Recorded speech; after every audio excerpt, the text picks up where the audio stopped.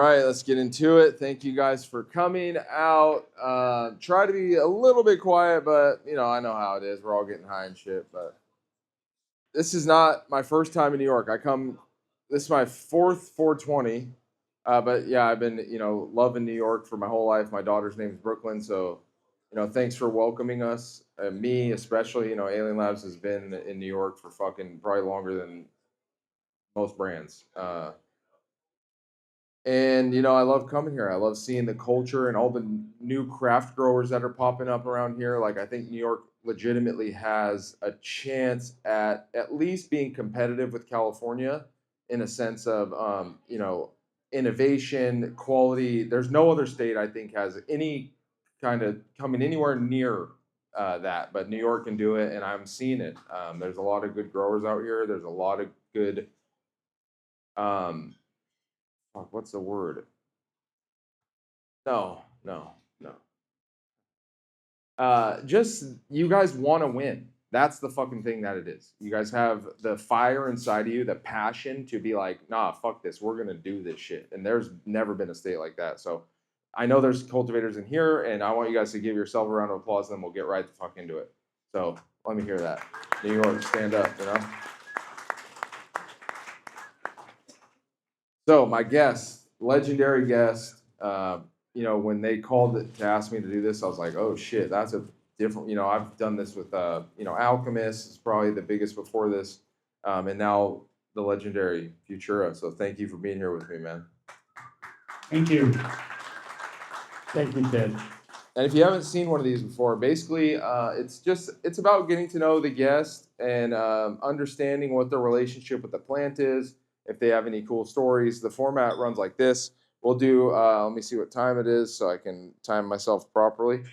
But we'll do probably 30 minutes of that, and then I'll take, 10, 15 from questions from the audience. So the questions from the audience, you start thinking of them now because those are usually where the magic happens on these. So, Lenny, thank you. Thank you for coming. Thank you. How you doing today, man? I'm doing very good. When the guys from Astor asked me to talk with you, I was really excited to do that because, for those who don't know me, I'm from here. I'm a New Yorker. I'm from Manhattan. I've been living in Brooklyn. Shout out to your daughter. Shout out to my daughter. Sure. But just to say, I've been ahead for a long time. And I got some cool stories, of my arrival to the life and the plant, if you will, and smoking, as we all do. But I also served 4 years in the U.S. Navy from 1974 to 1978. And that was an amazing era of getting over and kind of still being able to take advantage of the system. Yeah. Because it wasn't fully locked down yet, and security measures, much as they were as a kid growing up in New York, in the subway system, infiltrating whatever, there was no security measures. Yeah, right. So, that's how even Prop 215 in California, which really kind of set this whole thing in motion. That's how that was. The Dennis Perone, he came back from Vietnam with 2 pounds, and he landed in the Castro district in San Francisco, and he started just serving out of his apartment. But he really saw how it was helping, the members of his community. What, like the vets? Yeah, all the vets. It was helping them with their PTSD. So he was seeing not just, hey, this will get you to escape from shit, but the medicinal. That's right. Yeah. So he was the one that really started pushing for and wrote Prop 215, which really was the first medical legalization movement, and then that happened in California, got it passed, and here we are today. New York's legal, which is fucking insane. It's way more insane than California. Than New York's legal. Yeah. But they did it the right way too. California legalization is like fine, but it sucks, but it's fine. How many states in the union now? 20? No, I think 20. I think 2 more. I think so. It's 24. I think because I think 2 more need to go, and it'll be the majority of the states will be. So obviously, damn near half.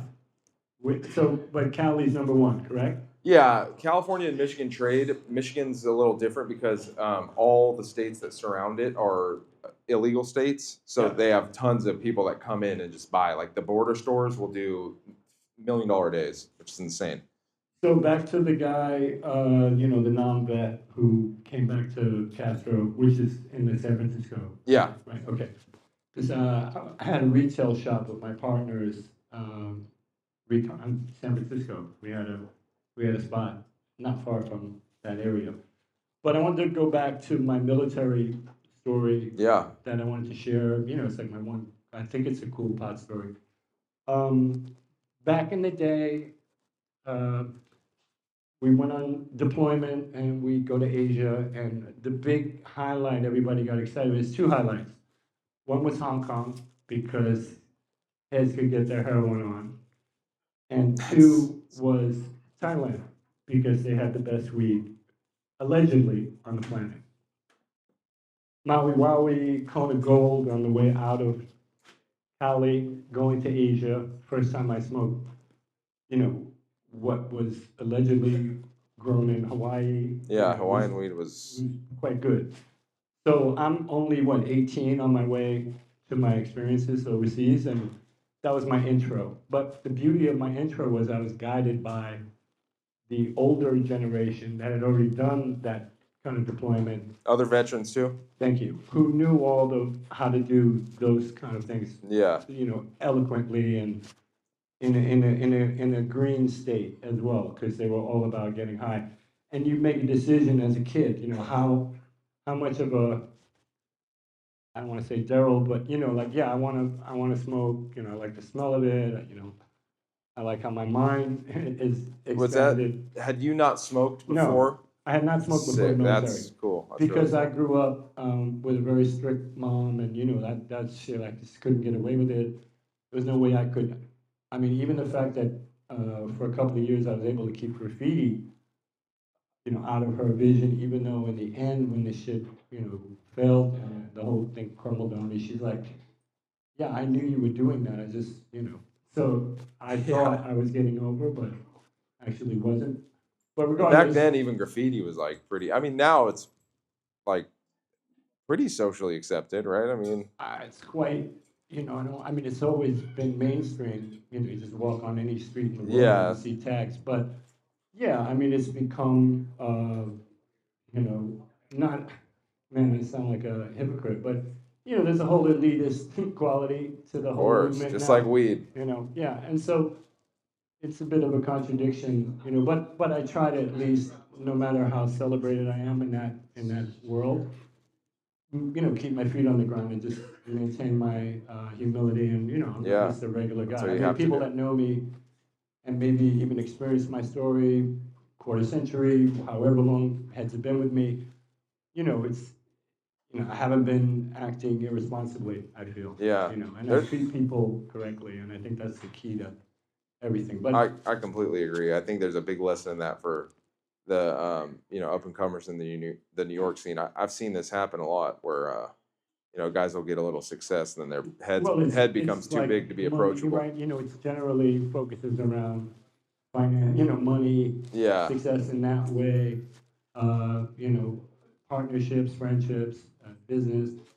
Those things are difficult for everyone, especially and even for myself, because I come from a world of you kind of giving the shit away, and things I gave people 40 years ago as gifts, or whenever ago as a gift, or you like it, yeah, you can have that.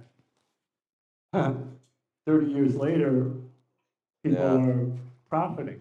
Now, Sure. I don't really have emotion about that either way, because it's a fucking miracle that that said gift tag, whatever the fuck I gave you, accrued enough value that you could put some money in your pocket. Yeah, it's insane.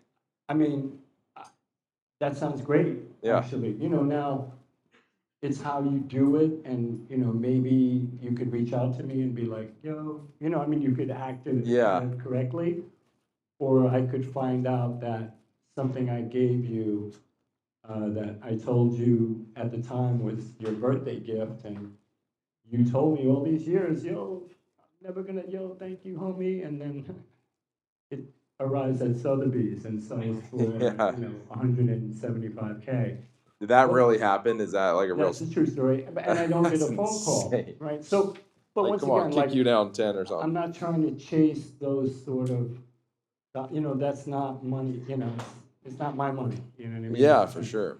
And yeah, it's nice to get a phone call that I can simply, it's like you want to buy dinner and people are, oh, no, no, I got it. It's like either you're going to let that person get it right or you're going to be adamant about it. Yeah. And to me, it's better to give than receive. Oh, was it? Yeah. So, for example, when we arrived in Bangkok, we hit the street and little kids were trying to sell us Thai sticks I love that. at 5 US cents a stick. Wow. Okay, like crazy cheap prices for some very powerful weed. If you had the balls, so we're there for a week. We're anchored out in the harbor, well, out in the bay. Yeah. We're taking little boats in to have our liberty and hang out for the night or whatever. If you had the balls to bring a Thai stick back onto the carrier, I was on a carrier, 5,000 people, mostly guys. Yeah.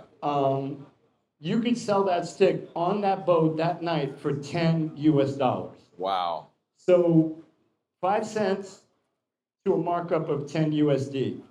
If you could hold that stick 4 or 5 months, get it back home, you could sell that stick for $100.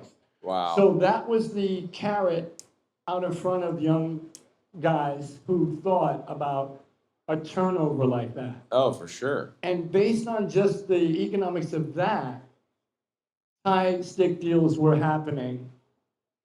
People were being bought and paid for to at 200 hours, please look to the right for one, go off and have a cigarette. Oh, so they can get it back.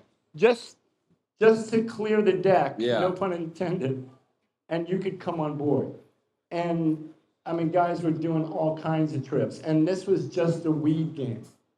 The heroin game. Oh, I bet. Well, but all kinds. I mean, American Gangster, which Yeah. is even before I got in the Navy, right? I mean, when it was still super. Well, the fall of Saigon in '75, the shit ended, obviously, but and also that lifestyle kind of ended. But there was a moment. And that's my intro into weed, and not being a connoisseur of any level, but certainly knowing the difference between some dirt weed Yeah. that you grew, and against something that had a higher, I guess, was it a tea content? I don't even know. Yeah, at that point, I remember it's still not clear. I'm sure there's someone out there that like really understands it, and I'd love to get to the bottom of that. But from what I understand, there was a few different types of Thai sticks, and one of them was dipped in opium. Okay, yeah, you had mentioned that. Yeah. Now, perhaps they were. Maybe that's why. I mean, if you wanted opium and, bug out and be like Chris Walken in the Deer Hunter, you could find opium dens. Yeah. And you could do Yeah, that. for sure. But once again, I mean, that was a bit more hardcore. Yeah, a little bit. Smoking opium than is just interesting. smoking, a joint. Yeah, just right? smoking weed for sure. And I think the me smoking weed thing, and of course as a kid, as I said, I didn't do it, but I think watching Western, cowboys and Indians as a child, Yeah. but always vibing on how wise I felt the Indians were, Yeah. and not just the medicine man or their elders or the young fucking they're braves and shit, but like they're sitting around on the earth smoking a peace pipe. Yep. I thought that shit was fucking really dope. And Oh, symbolic. that's so dope. That's what's so crazy about cannabis is that its usage in historical times back then, by all the people that you look at and you go, those guys kind of got it. Like the Native Americans. I mean, I feel horrible. The legacy of American history is very sad in so many respects. But yeah, I mean, I always loved them and rooted for them, and Yeah, me too, for sure. I was always for the the oppressed, I guess, if you will. But I want to cut to 1979. Which is how long after you got out of the military? 1 year, basically a year and 10 months after my military service of 4 years, I find myself back in New York. I'm writing graffiti again. It's 1979. I'm trying to make a comeback, and the graffiti movement is up and running, and I'm like, oh, very excited about it. But anyway, I get invited to this Grateful Dead 1979 into 80 in Berkeley. Jerry Garcia, the Yeah. Dead, the whole trip, and all this crazy group of guys from Berkeley, Marin County, kind of well-connected individuals. And they really send me on my second wave of knowing about weed, because as it turns out, these guys, these brainiac growers from that area, had already done a trip in New York City 1978, 1979. They did a trip in New York and Brooklyn for 1 year. Wow. Just to see if they could do it. Like it was like a fucking hot air balloon, like whatever, like a test balloon. Yeah. So those kind of individuals who I met at the turn of the decade into 1980 were my kind of instrumental, they were very instrumental, but they were also my mentors into what quality weed was. Yeah, well, quality. And how it was being grown, and they worked out exterior, interior, water, light, all of these things sure. that were part of that first gen of people learning how to grow. So the weed stuff, because, I'm ahead, and, it's like most people will have signs, will work for food. Well, I don't eat a lot, so I always just have a sign like, will work for weed, right? I So love that, yeah. that was always my thing, and quite frankly, over my lifetime in New York, I'm pretty sure I've done a lot of things as a kind of barter deal. Yeah, of course. It totally works for me. That's kind of like how art is. I mean, artists should be paid, but also, like, if you're good at art in any form, you're gonna trade your homies for shit. I trade so much weed for so much cool shit. Well, I mean, bartering for services. I mean, I always envied, like, I grew up in New York, and a walk up, I don't know how to fucking fish. I had to learn from my son, actually, strangely enough. He took me fishing. I love that. But just to say, like, I always envied fishers, the old expression, right? Teach someone to fish, they'll never starve or whatever. Or really, I used to envy, like, bakers. Props to my daughter. Like, if you know how to, like, you can bake bread, you can fucking, Yeah. That is so dope. That's so cool. So I think if you had those kind of intrinsic, very valuable skills, you could always trade off for stuff. Anything. Yeah. Oh yeah, like my neighbor will bake like us baked goods. You're a juice guy, right? The juice guy. the Shout out juice to guy. Alchemist Organics. There you go. The juice guy does it. But my neighbor, whenever he's out, he's an older guy. He's like in his late 60s, and his wife will bake us shit, and he'll bring it over, and I'm always like, okay, you must be out of weed. There you go. And I'm like, cool, whatever you want, bro, you can have it. We were talking about weed being legal in New York. As a lifetime New Yorker, it's 3-4 years now, whatever it is. But with all the shit that I've done in my life, and certainly more towards the legal than illegal, but I got into some shit and I did some shit. I've only been arrested one time, and that was for smoking a joint on the street. Isn't that insane, though? And I spent my, I got arrested on Friday. Worst time to get arrested, Friday, right? Certainly in New York City, because you're not getting out until Monday. Oh, yeah. So it was kind of like being on like a Discovery Channel episode or, like a doc or something about the experience. And for me, I'm more into like, I could participate later. My first arrival, I'm going to be in observation mode and just trying to understand what's happening here. But yeah, so it's it's not ironic. I mean, it's fucking fantastic that weed is legal. Yeah. And we all probably have some story of, being, whether detained, whatever the case may be. But therefore, it's actually hard with 50 plus years of my life as Yeah. such a state, if you will. Yeah, it's Even though I always knew we're going to succumb to, once Cali. eventually, exactly, Yeah, I mean, yes. because my point of view is, for love or money, right? And this city, as does the world, obviously, it moves around the currency and the exchange of currency. So you could see it coming. Yeah, like, once you this know other it's state started happening. taxing and bringing in Yeah. money, the other states are like, oh yeah, And we're we gonna do love this. to tax here in the state of New York. Oh, That's yeah. our shit. And so whether it's taxation on, I mean, sadly, I'm a smoker. I smoke cigarettes. I think New York's the highest tobacco state. Oh, that's crazy. It's crazy. But yeah, I mean, it's great. We're legal. At least I know I could just, I mean, the week, month, year of our legalization, and everyone here knows it. I mean, this city smelled like a grow farm. I mean, it was so fucking bizarre. And the audacity of people just flaunting it right in front of law enforcement, which was also like a surreal picture. Very, oh yeah, I Like, saw it.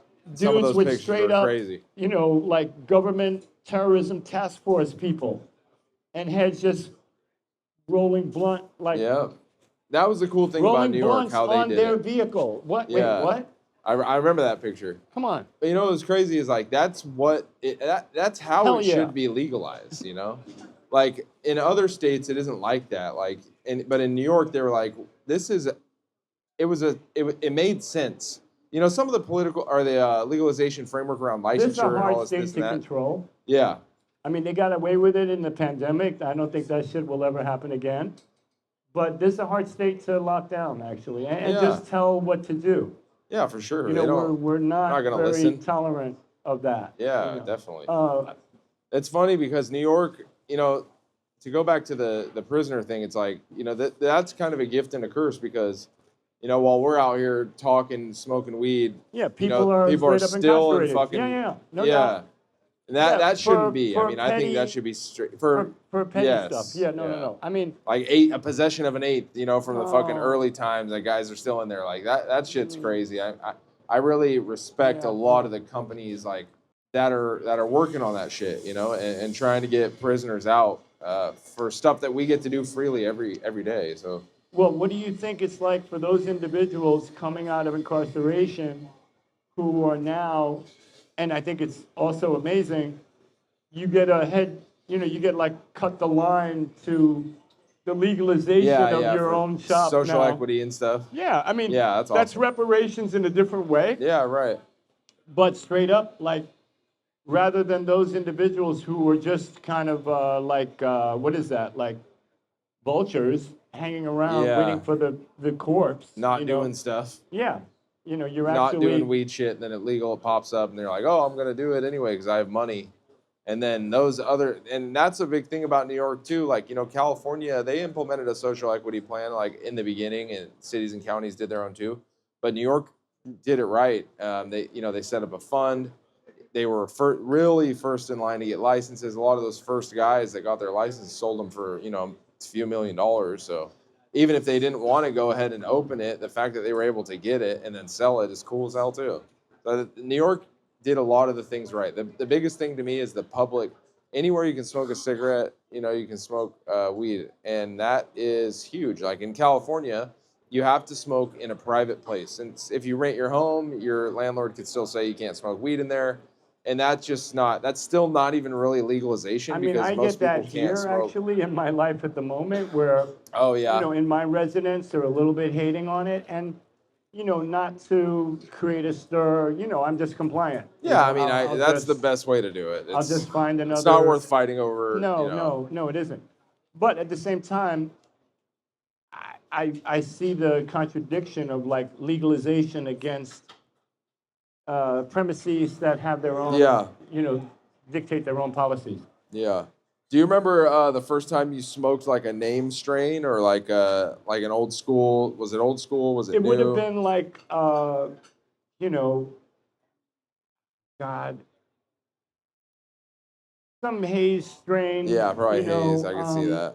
I mean, the thing was too, as much as I'm a connoisseur and consumer, no, pardon me, I'm I'm more of a consumer than a connoisseur, and you know, for me, it's just about, hey, I just need to get, you know, I just need to smoke a joint. Like, Yeah, so I wasn't even that particular. You know, yeah, I could tell the difference, the smell, good you shit, know, bad shit, but but also, like, I didn't want to blow my people up, right? You know what I'm saying? I was just always like, oh, you know, whatever you got. whatever you got, I'm Yeah, totally good to go. it's interesting how it's growing. I mean, I think like 5 years ago, you wouldn't.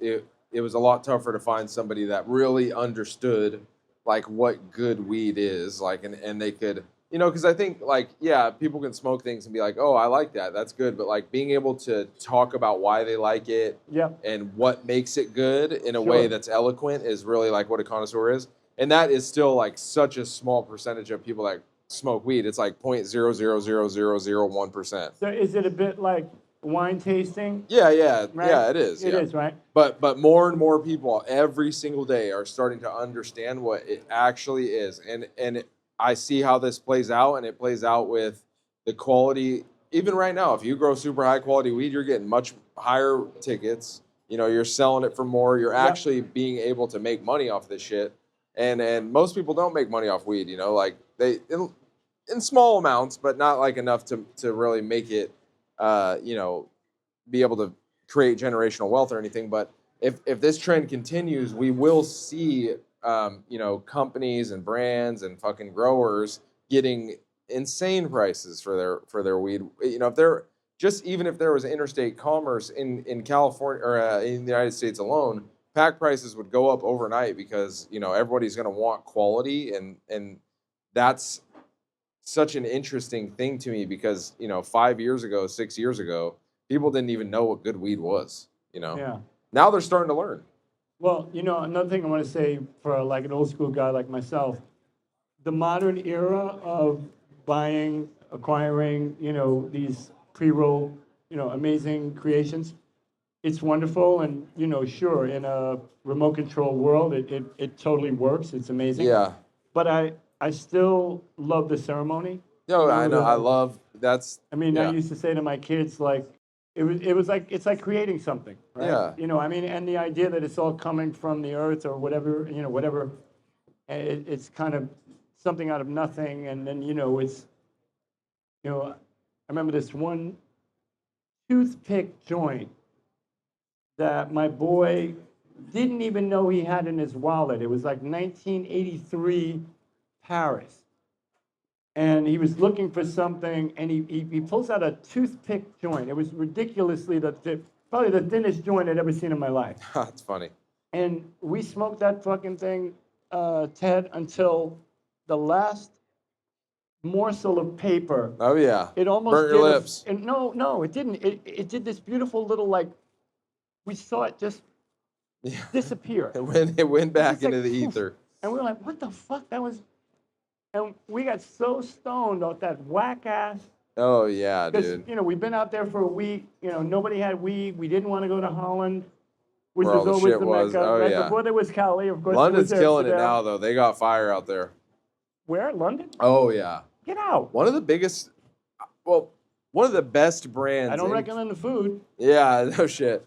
One of the best brands in the United States right now is called Tenco, and they're from London.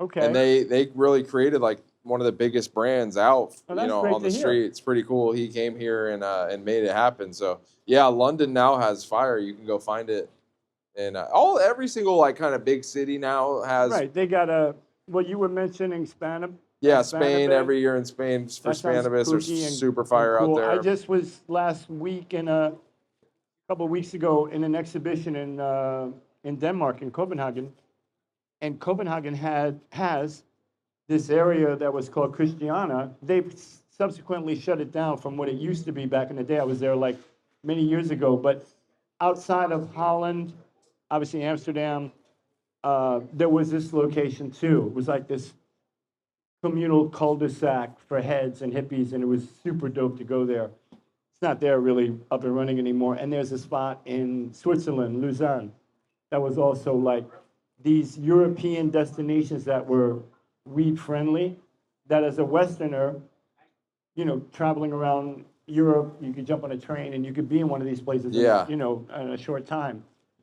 That was always a vibe. Now you're right. There's delivery services. You know, I go to Yeah. Paris now. It's like, oh, you just call up Les Weed or you know Yeah, whatever. whoever. Yeah, they'll have they're the shit totally at your available. front door.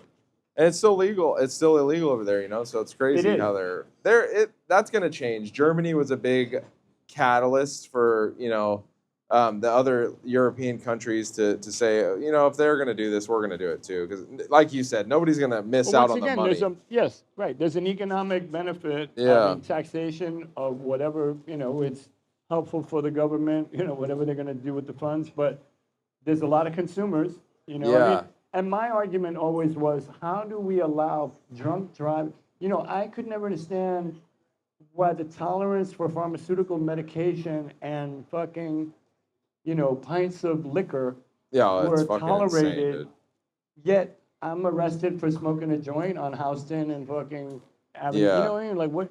I'm not a drinker, Like, but why? like I get very frustrated over that for two reasons. One, because it's so commonly used as an analogy. Like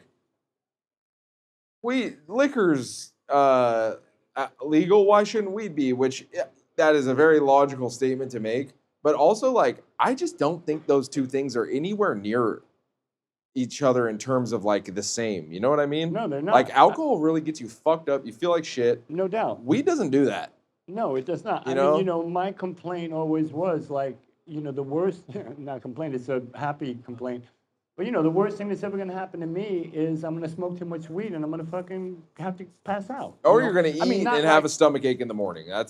Yeah. That happens to me, but No, I mean, you know, like, okay, my physiology and whatever, you know, it goes against the norms because I don't really get the munchies. oh, nice. I love that. No, I don't. You know, That's I'm not- unfair. I don't react like that. I react differently. I think, you know, it knows how to work for me and Yeah. it does its job. But also now I think I'm at a point where, I mean, it saddens me to say, but I'm going to diminish, I think, even my overall intake. Yeah. As I sit here, you know. I know. That's But- how it is, though. I've been But saying I this think I too. need to do that also. Yeah. as a- No, for sure. I get it. Looking at my I'm. health. What I say is that I'm aging out. I think because I can't smoke like some of my younger, you know, some of the None up you and guys comer think you're youngers. I'm aging like, out. Trust me, you're man, I can't smoke like not. you guys can smoke. When I go to Spain, you know, that's pretty much what you do. You sit around and smoke fucking spliffs in little rooms. And Well, this at year, least they're not mixing. I mean, back in the day, whether it was weed or hash, all the Europeans cut it with tobacco. no, that's right? still how it is. Oh, they do that? Not Yeah, you'll tell me. I go can- into a room that's I like the cannot- size of the I one we were cannot do sitting that. in. No, me either. I cannot do that. You Sorry. go into a room the size of the one we were sitting in, and it's like 7 guys smoking spliffs. Like it's hot box with tobacco. I'll cigarette smoke anyone under the table, but I will not mix. Oh, that's crazy. No, yeah. I mean, I'll straight up. I smoke Camel Straights. Oh, so nice. I love will that. smoke the shit out of you. Some but John don't- Waynes. Don't be building a spliff with fucking. No, I tobacco. don't like spliffs either. It's They just make me crazy. nauseous. Yeah, I don't like it. Yeah. I mean, no. Once again, I'll comply. You know, I'm along for the ride. Yeah, of course. I'll do it. You know, I'm not gonna. It's not a fucking chillum. You know, I'm not. yeah, the chillums are crazy though. Chillums are crazy. Yeah. What you told me Those that opium dens were crazy too. I'm yeah, I glad wish I didn't. nah, if And there was thank an God we're opium not den in New York, talking, I'd be like, there. 80s and crack cocaine, but One of my boys used to grow opium poppies, and every year I'd go to Coachella with him, and he would, at the end of the night, in Cali, people are growing poppies. yeah, you just don't get You enough got to like like, what do you have, like a small little pond? Like, how does that yeah, work? some type of shit like that, but you know, you don't get enough to like have, Florida, you know, maybe, but how do you but do it's it in enough Cali? to have like shit to smoke, and Wow. every year, you know, we'd go on to this festival. That's where I met the guy at Coachella, and we'd fucking do, you know, the hard stuff during the day, and then we'd all meet up in his tent at night and just Wow. fucking Is get that down like on the pipe opium. action? Yeah, It's pipe Pipe pipe. action, yeah. Man, Yeah, that was pretty Pipes are cool. incredible, I right? love that I shit. mean, just the idea Oh, of yeah. building pipes. Oh, I mean, pipes are sick. who didn't, I mean, Yeah, glass get blowing, creative with the all pipe. the cool like art that surrounds cannabis. We were just talking about this back there, but like, there's so much art. This is an art. Even cannabis itself is an art. We're a big company now, but I explain to people that like what made us so special is Hmm. that we're big. I mean, we're big. We have 450 employees. Like, we're in 3 states. We're about That's to massive. fucking drop in Yeah. a few different countries. You got 4 employees. And bringing the art of cannabis, which is what most of us in here do, to the science of growing and combining those two things has been what has made us, as successful as we are. But I tend to index on the art side because a lot of people are going to be able to do the science of growing. That's something you can go to school for. But, knowing what to cross and what selections to make and how to make selections and, how to put that out there and how to get people to love it, that's an art, and there's nothing, it's not science. Like if it was science, you can ask Fletch, you can ask anyone. If it was science, these big fucking billion-dollar companies would have already taken over because they know how to do the shit. They just don't know the art behind it. Interesting. Yeah. I mean, being inventive, I'm quite sure I could walk into a local Rite Aid, whatever, Dwayne Reed, any of those kind Yeah. of convenience type stores, and probably on a $20 budget, come away with the ingredients needed to fabricate the dopest water pipe. Or, Oh, yeah. Oh, right? for Just sure. some Al-Qaeda level type Oh, of thinking, dude, I right? love that. I think that You type of just shit is buy so random cool. things and you cannibalize them Oh, to yeah. create something. You know what? That doesn't happen anymore. It should. I agree, but kids Because now, because that was something that we there's like did. more product Yeah. availability of shit now. That was really something that we did because we couldn't get bongs, right? Like Yep. you couldn't go, there wasn't a lot of head shops and blah, blah, blah. But now a kid will find a fucking stizzy in the goddamn gutter and take it to school and fucking smoke it with his homies. Like they don't have to struggle. No, of course. Yeah, no, that's a sad day. It is, yeah, for yeah. sure. I think that's something that we're going to lose. And as it gets more, commercialized in a business way, I think we'll see less and less of that. But yeah, like I recently asked one of my buddies' kids who's in high school, I'm like, bro, you ever make a bong or anything? He's like, he didn't even know what a bong was. Like they Sure. hit vape pipes, or vape pens. Well, it's like, can you read an analog clock? I don't Yeah, know. no, Like, what exactly, time is it? yeah. That's And it's probably the same thing. Like there's so many digital artists nowadays, but like, could you actually put something down on canvas or on a wall? Like that's probably a dying art too. certainly, and you were mentioning artificial intelligence. Yeah, and the as AI a shit. alternative to actual someone's creativity, Yeah. which is beyond infringement. It's just kind of hurtful.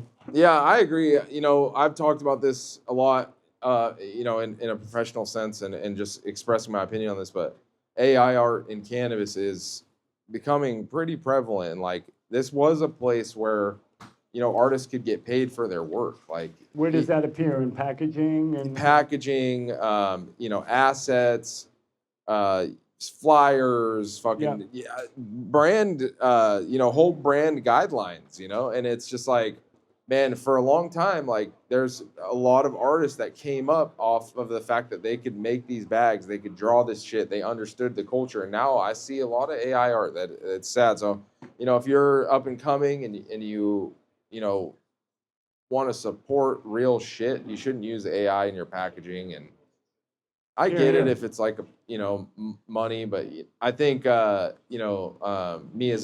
Miyazaki, Studio Ghibli. No, I don't. He's just an old guy. He's an old Japanese artist. He's really one of the grandfathers of anime. Oh wow. And he made films like fucking Grave of the Firefly, yeah, or whatever. Anyway, but he said something that it was such a grave offense to him that he would just rather die. Wow. Right. To see his work. Yeah. Taken there. Yep. Because some guys came in and they tried to pitch him like, hey, we could do this. He hand draws everything, animate. The whole movie will be hand fucking drawn. That's his thing. And then these guys tried to pitch him on AI, and he was like, this is so like deeply disrespectful to me. And that just rings in my head because I just think it's so fucking true. So you told me earlier, or when we were talking a few days ago, that you have some good celebrity weed stories. Well, it's funny for me. 30 years ago, I mean, celebrity in the sense that I think I'm part of a larger hip hop extension, Yeah, yeah. and no doubt whether you want to credit what is the chronic, 92. Dr. Dre, or Yeah, I mean, like that. I mean, come on, you put a weed, the weed, yeah, the that was one weed of the yeah, uh, definitely. plant is your logo, right? Yeah, yeah, So, the weed leaf. but it was really Cypress Hill that I became more friendly with. I've never met Snoop. Love to meet him. Deep respect. Snoop's cool, but Um, Cypress Hill, they really been doing it, and they no, really still Cypress do. were more my guys because something about Be Real. They just had this kind of and Muggs. I mean, we just hit it off. All of me and those guys, and we had a moment with Ricky Powell. If anyone remembers the Rickster in loving memory of Ricky, we had a moment on one of his random cable TV shows, but we became friends over the years. And to me, they were the first ones that were really addressing weed on Yeah, a they definitely were. on a popular level. Whether you're West Coast, Latino, whatever your background, I don't care. You're so relatable, and it also fueled this East Coast, West Coast thing that we always had. And I had deep respect for West Coast artists, musician, whatever, it doesn't matter. I mean, even though when we went out there in the this is the 90s now. Yeah, We went out there in the 80s, early 80s, Bambaataa, big community of rappers, breakdancers, and we got laughed out of town because LA thought we were whack, and it was a whole thing. And then whether that was a, like an underlayer of beef later in life, yeah. where No, there was a East Coast. we got dissed first. I mean, I witnessed that because I was along for the ride. There was like spray painting in the background, MCs, DJ, the The classic, real hip hop culture. the classic culture, which to me was amalgamated from what existed on any given day in a community setting, projects, Yeah, park, over here though. over here. Yeah, Exactly. that definitely originated And over here. because our graffiti movement, we weren't a gang. I mean, there were gangs. We're an extension of those, and we come out of gang culture here, but we didn't. Gang culture didn't persist here. Right. It existed. It migrated out. Later seen fantastically in the Warriors. That's a bunch of bullshit. That's not real. Gangs of New York. Well, more real historically, Yeah, right? yeah. For the real old school gangs, no doubt. Yeah. But we were emerging from this other thing. We were graffiti writers, part of this other social thing. But essentially, it was all born from a kind of authentic thing. The thing about graph writers in LA or anywhere in Cali or out of this state, any other area, they were all territorial, right? They couldn't go to other territories. Yeah, that was more like because of the gang influence. I think. Exactly. So we didn't have that. We weren't zip tied by that. We were all city. We're like, fuck that. I'm from Manhattan. I can go to Queens, Bronx, Brooklyn. Truth be told, we didn't really go to Staten Island because they didn't have a subway there. Yeah, it was hard to get to, right? Well, it's also like, it sounds like a diss because here comes the woo and oh my God, Shaolin, it's the fucking temple. Yeah. But back in the day, you guys aren't on the map. You kind of area doesn't really exist. You got cool public swimming pools and shit. Wu-Tang put that area on the map, right? Without question. And yeah, New York Yankees got a farm team. There's something to do there, Yeah, right? yeah, But right. not before the Woo arrived. But just to say, the graffiti thing was part of this bigger picture, and I feel that's how I've managed to survive. I mean, look, last year was allegedly, okay, you want to date Cool Herc to a party in the Bronx in 1974? Cool, that's the day. So it's 50 years. But we just had an opening in the West Village by Meatpacking at a gallery called White Columns, where they're talking about 1972-73 photographic archive that was unearthed. Oh, wow. For us, it was like some oh shit moment historically, right? Because we all know what we know. We all know what's been done, who did what. You can't bullshit your way into the community because there's too many players, too many, even before iPhones and all this surveillance and shit, you had fucking eyeballs. People that were there, they saw it, they eyewitnessed it, they were down with said moments. Yeah, for sure. Fly on the wall, whatever their experiences were, all of that stuff that happened, you couldn't bullshit your way in. And now we're fortunate that this stuff's been seen again. Yep. And you have all these old timers who were, I mean, at work of mine, I was 16 years old when I was writing graffiti before the military. Wow. Is that when you started? When you were 16? Or when did you 15, start? actually. I started okay. 15, which is late because in 1 year, I'm a little more than a juvie, right? You're a juvenile Yeah. until you're 16. 16 to 18, you're in this like window. Depending on your family struggle, you could be thrown in a juvie kind of thing. Yep. Like we have those here as well. It's not really, it ain't Rikers, it ain't jail, but it sucks. So most graffiti writers of my generation 50 years ago are all 12, 13, 14, young teenage kids who, if they got in trouble, well, they didn't really get in trouble, right? Yeah. So it was the age, and that's why now all of us are arriving at 70. I'm going to be 70 in November. Shout out to Scorpio. Yeah, Scout 70. That's crazy. That's man. a crazy number, yo. Yeah, for sure. And we talked about Brooklyn, and your boy's name was beautiful also. Elroy. Elroy, yeah, that's my boy. Which straight up my alley. I grew up on the Flintstones, fucking Yeah, Jetsons, man, for sure. I know all about Elroy. But just to say, my children, some of you probably know them, that's my best shit. Like despite too, man. whatever front facing I've had in my life is, oh shit, yo, Futura. Yeah, thank you, and I'm grateful. I'm super lucky. I somehow survived. Like the 80s came, heads died. I was like, just avoided some shit, got through a moment, had kids, got my shit a little more corrected, course correction, get on with your life, do a meaningful thing. And then, pursue your creative dreams or whatever they may be. But the outcome is a result I could have never anticipated. You know what I mean? Because as a kid, as a 15-year-old kid, if I would have been standing next to a 69-year-old man, I would have been so fucking stupid and arrogant enough to be like, yo, man, get the fuck. I would have said something so disrespectful to that guy. And I regret that actually too. And, of course you got it. And I don't want to cop to like, oh no, man, don't. You're a product of your environment. Yeah, I was, but through my own life, I started getting away from that also. Yeah, no, definitely. Right? I feel the same way. I was already being aware, like this shit that I got taught from the community and the individuals I looked at. Some of their life lessons and shit was completely wrong. Oh yeah, and not a really positive way. Right.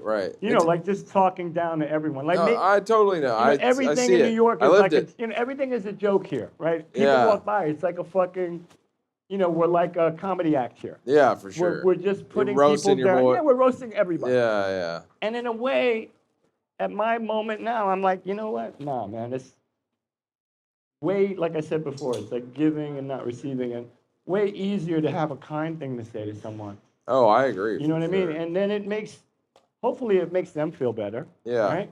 You're not belittling someone, which is out of order. And in a way, you're kind of contributing to the better part of humanity. Right? Yeah. And like, what are we supposed to be doing here other than smoking weed? Yeah, and being nice to each other. And being nice, right? So. Yeah, it's no different in cannabis, man. It just, you got to grow up.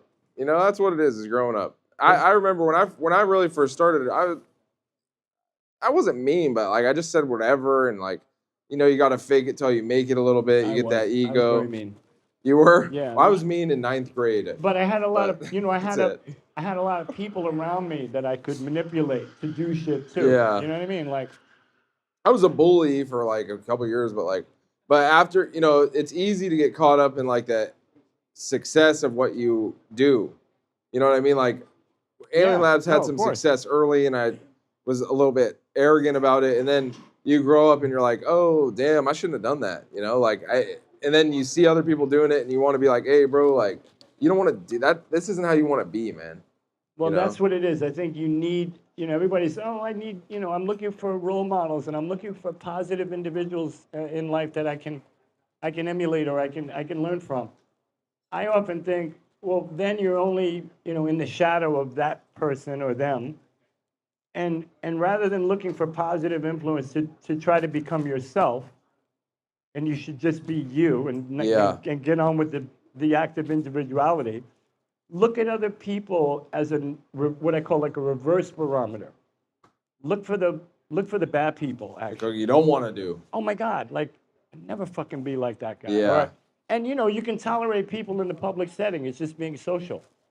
But once again, I don't know if it's a New Yorker in me, but I'll walk away and be like, oh man, this fucking guy, right? You know what I mean? Yeah, for sure. I'll be negative because in a sense I just want to be truthful about it. Yeah. I mean, whether it goes against my squad or not, always as well. I'm Yeah. not a homer. Yeah, no, I mean, I know want what to you win. mean. I want our Yeah. guys to win. I wear the fucking uniform. I got the colors on. Yeah, but But you're also, like, if equal my guys, opportunity. if my guy's like flopping or something Yeah. bad's happening, I can't just. I have That's to how New acknowledge Yorkers it. are. It is funny that the attitude difference in New York and California is big. Not to say that everyone's nice in California. That's not true either. But like, Well, you're even in the Sacramento area, right? Which is state capital. yeah, Correct? and it's NorCal, All which right. is slightly different. So you got some Newsom sightings up there, right? Oh yeah, oh yeah. Yeah, I bet. No, but just to say, like, a lot of people can relate. You grew up on this island. I didn't drive a car till I was stationed in like Fallon, Nevada. Crazy. Back in 1974. Yeah, it's different over here. And I learned on a 4-speed manual Volkswagen, which was dope because I learned how to drive on a manual. Yeah, that's And best. then when I got an automatic, I was like, yeah, this is like fucking Coney Island. This is just like being in the bumper, Yeah. without Do the they even bumper. do they make manuals anymore, or is it like something you got to order? You kind of got to order them. I still have a 3 Series. Oh, sick. A Beamer. I had since probably 07. The BMW collab you did was really cool. How did that come about? Yeah, sadly the pandemic broke out right when that was all happening. That's right. Yeah. It was one of my dreams as an artist to paint a BMW, right? Because they have a historic collection of artists. Oh yeah. Warhol. Oh, is that Rauschenberg, right? I didn't know Jasper that. Johns. I think Keith Haring might have done one. So just to get in that, Yeah. get in that book or whatever, right? That's quite an accomplishment. And I had been a Beamer guy for many years. I am Just, too. Straight up. I'm a Beamer guy. And I was like, yeah, this would be a wonderful collaboration if I could paint one of their cars. And then that led to an actual production line. Yeah, that was sick. We only did a couple hundred. We're supposed to do 500, but because of the pandemic, I think we did like 213. And it was an M2, right? M2, full performance vehicle. Yeah, that beautiful. thing was fucking sick. The coolest part was not just painting it in their facility, or the original, but going on their fucking, The track. yeah, some crazy shit, man. That was super cool. And shout out to the one of their oldest mechanic employees, Rolf or whatever. Yeah. Who took us on that ride? Fucking what an OG Killed it. and a cool, yeah, man, just beautiful man. So, yeah, I mean, I love to drive. Since I learned, I like to think I'm a good driver, and don't fucking need Google. I'm just Yeah. pretty much. I could figure, What was your Can what's figure it your out. favorite what's your favorite piece of art that you've made? Like whether it was the experience of making it or just the outcome, but is there one that sticks out to you that, like, maybe it's a collab or just something that you've done, but is there something that sticks out to you as a favorite or a highlight of your artistry? I mean, I've done many, many things creatively, painting wise, Yeah. collaborations certainly, stuff that dates over my timeline, 1980s, 90s, 2000, 2011. but my best work is yet to come beyond my kids. The kids, yeah, the kids Kids are are the number best one for work, sure. Same with me. But as far as the other stuff, the brick and mortar part of my life, the other alter ego guy that does stuff, I think my best work is ahead of me. But I'm also looking at recent stuff and things I'm onto lately. I'm onto something again, So yeah, it's not always, happening. I'm realistic about that, but I do sense something is happening, and a lot of it still is quite spontaneous and organic in the Yeah. sense of how it's created. So I know it's pure because it's not like, thought out and premeditated. yeah, it's the same. That's how we look at It kind of collabs. just happens. It's like organic only, really. And in a way, like my process too, it's like, well, if I need, for example, I was talking with my wife earlier, like most people might deliver two elements, let's say 3 elements. Yeah, If you were offering, it's like, hey, Ted, I got some ideas. Here's a couple of my ideas, Ted. And a normal person will just be like, okay, let me not just submit one thing that seems kind of lazy. All right, here's an option, Ted. I got this one and I got that one.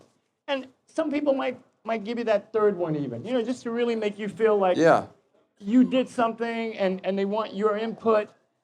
Well, my approach is if it's like a chess game. If most moves are going to be 3, 2, 3, and maybe 4, but probably not, in this analogy, yeah. well, I'm going to deliver 12.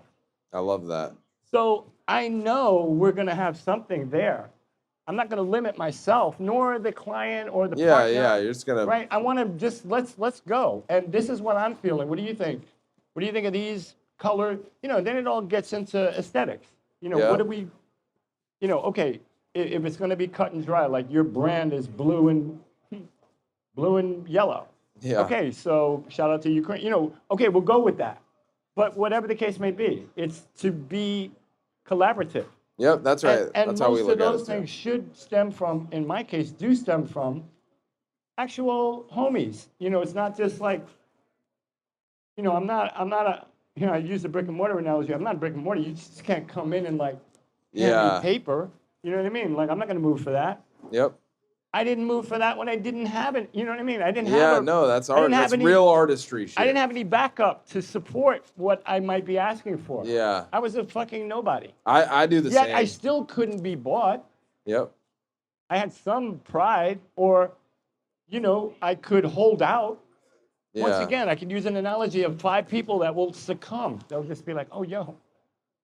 I can just outweight.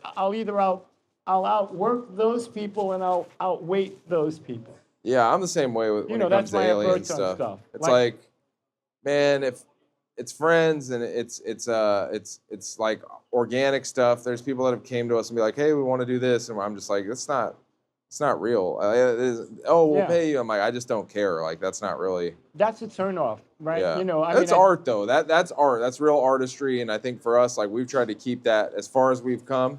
We've tried to keep that artistry alive because that's just that's part of it. That's the fun part of it, Well, I mean, your product, for example, your range of all your products, right? I mean, and the network and the extension, because it's not just, when I think of your outfit and the growing element, well, there's all the Yeah. the other ends of that industry. There's right? so much to it. The connectivity of the stuff you need from over here, and it's a whole Yep. alphabet of checking off all these things. Yes. So to keep that network and everyone kind of flowing and content, but I would always sense there's always, as more, the expansion of whatever your enterprise may be and the outlook over time, 5-year vision, I got a mortgage, I got a fucking 20-year plan, whatever your Yeah. vision is, which I'm gutted that as like a young kid,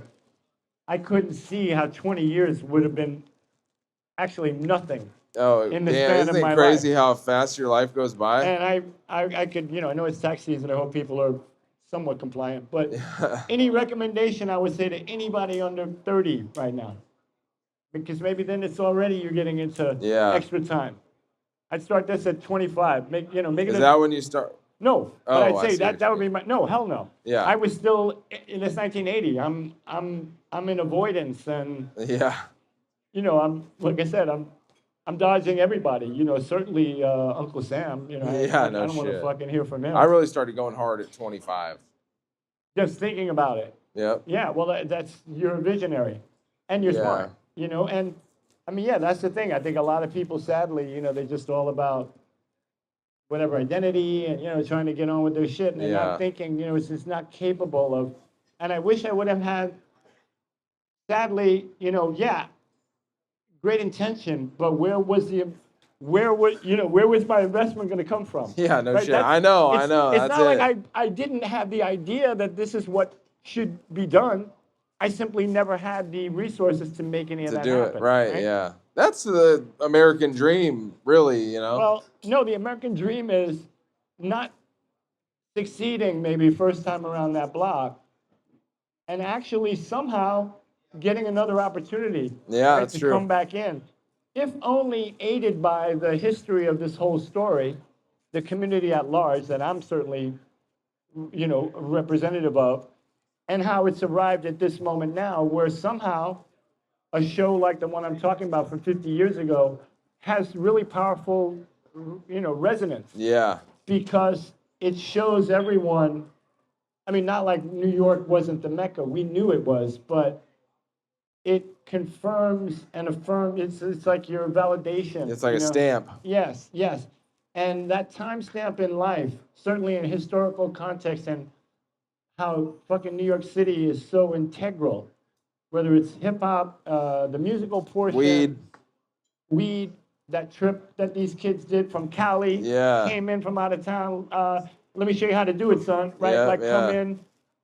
Probably schooled mad heads from New York also, Oh, dropped for some sure. seeds on the way out of Dodge, right? Just like, hey, So that all probably accelerated the future Yeah. It did. For of sure. many things, right? All right. Anyway, Man. we're Well, gonna that was ask our time. Some Thank you. peeps. Yeah. That was What- great, though. Did Oh, anyone thank have you. any questions? Thank you, Ted. Questions? Probably Anyone? not. No. We love that. Do you mind if I smoke a cigarette? Oh, smoke up. Talk about your really getting into something right now with your art. Yes. But get into that, discuss that a little more. Like, what do you? Well, just to say, no, of course. So I'm having a moment now, right? In as I mentioned, my 69th year, but I just closed the show at the Bronx Museum. Wow. I don't know if you're That's from really out of cool, town, man. but that's my first my first go through a doorway of an institution of such acclaim and level, status, and all that kind of stuff. I've been in galleries around the world for many years. I have been in museum shows outside of America, but those were always in a group show context where they're looking back over a historical period and they'd like to get one of my pieces in. I'm always honored to do that. And that's amazing. But to bring it home and have Yeah. Bronx recognize me, the show closed. I think it opened in October. So was that like 4 or 5 months running? And I painted a wall there, which was part of the installation for my exhibition, right on the wall. And although the show has been removed and the next show is up and running, they like my mural or the wall that I painted so much that they want to keep it running for a few more months. So I'm still running, as we say. When work is in the public space, we say it's running, like a Broadway show Oh, or I something like like that. that. Yeah, Yeah, that's a graffiti expression, and that could just be a tag, whatever, some scribble scrabble, you can't even read it, or a very accomplished piece, top to bottom, we say in the public running. You could also have a gallery show running and a museum show running, but Cool. yes. Anyone else? My man over here. Yes, sir. What ritual do you have when you get into your studio? Ritual in my studio. What am I doing? I'm painting? I'm going in there to paint? Well, yeah, probably. I don't wake and bake anymore, right? That's not required. So it's not like I need to smoke to work, although probably at some point while I'm working, I will be smoking. Take a couple of days ago, yeah, I just go in there. I already know what I'm gonna do. Like I know the material, I know where it is, I know where to paint it, you know. So I just kind of go right and get to work. I have a ventilated area because I work with aerosol, so I'm cognizant of that. You know, make sure everything is chill and breathable. Wear a mask, do my thing, and then comes the most boring thing of being an artist in that way is waiting for paint to dry or fucking watching paint dry. And, you know, then you get on, you know, smoke another cigarette, smoke a joint. Maybe now it's time to get high. I started something. I need some ideas. But it differs, man. It's always different, you know, and that's what I like too. It's not always like a cookie cutter process where I do this, it's X, Y, Z, I go through a checklist. No, I just wing it. And I feel as if I have everything I need to do what I need to do. And if I fuck up, I'll just start over and give it another shot. Love that. That's a great answer. Yeah. All right, Shelby. Do you have one? It's a personal one, so I don't know if you feel free to answer or not. What, The Clash? No. Oh, I okay. heard a story about Madonna? 9/11. I would like to, Okay, okay. but there was an experience of 9/11 that Yeah. I kind of heard a little bit about. If you want to share about that. What would you hear? Well, I heard from Brody that it's quite an incredible story that everybody should hear, but I don't know if that's something that actually. Well, no, I mean, the only thing I would say, you know, sadly, I was absent. So I wasn't even here. You know, the greatest tragedy in the history of the city, and I missed it. That So sucks. I think that was what was. But it doesn't though. It's like one of those weird things. I happened to be in Europe at the time, and I wound up doing something with a good friend of mine in London. That times in with that event, but yeah, sadly, no. I mean, only my emotion, right? You know. Yeah. All right. Well, thank you Well, guys. thank Thanks you. for coming. Yeah. That was great. God, thank Love you so it. much. Can we get a picture real quick? Or Bill? Yeah, thank you.